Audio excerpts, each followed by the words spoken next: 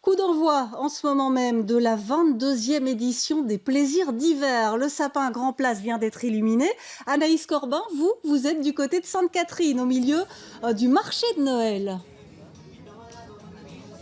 Oui, effectivement, Valérie. Et là, vous le voyez derrière moi, hein, les gens affluent de plus en plus pour cette ouverture des plaisirs d'hiver. Les Bruxellois et les touristes peuvent retrouver un peu les grands classiques qui font la réputation de ce marché de Noël. Et pour cause, le site de voyage en ligne Big Seven Travel a placé les plaisirs d'hiver à la première place des 50 meilleurs marchés de Noël du monde, avant ceux de Chicago et de Berlin. Et puis, comme vous l'avez dit, le sapin de 18 mètres de haut s'est allumé tout à l'heure. Puis, il y a les incontournables, évidemment, comme la crèche, la patinoire et aussi la grande roue qui se trouve derrière moi. Et puis tout est prêt pour les visiteurs qui arrivent en nombre. Et la plus belle place du monde sera aussi l'objet de toutes les attentions au cours d'un spectacle de son et lumière qui est organisé plusieurs fois par soirée. Et pour parler un peu de l'ouverture, je me retrouve ici avec Christian Menonhout qui tient ici un chalet de bonbons à l'ancienne qui est là depuis l'ouverture. Alors Christian, qu'est-ce que vous attendez cette année de cette nouvelle édition des plaisirs d'hiver? D'abord le plaisir des clients, surtout que les clients reviennent avec la gaieté de revenir sur un marché de Noël et qu'on n'a plus vécu à cause de Covid surtout, et puis tout ce qui se passe actuellement, je crois qu'on en a bien besoin. Et effectivement, là, ça a été classé premier marché de Noël du monde. Vous pensez que ça va donner envie à des gens de venir?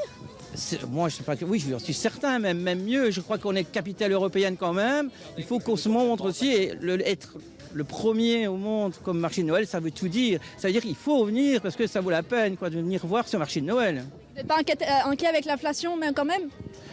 Non, du tout. Au contraire, moi je suis dans l'inflation, il faut oublier tout ça. Il faut oublier tous ces problèmes, il faut venir vers la joie, continuer comme c'était avant, vivre. Voilà. Parfait, merci Christian.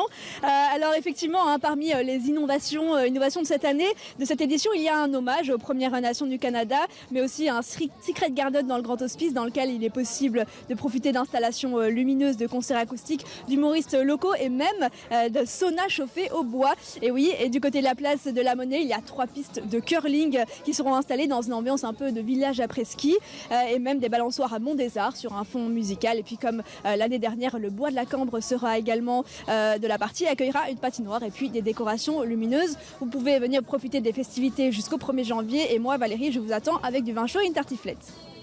Eh bien voilà, merci beaucoup Anaïs Corbin pour toutes ces informations en direct.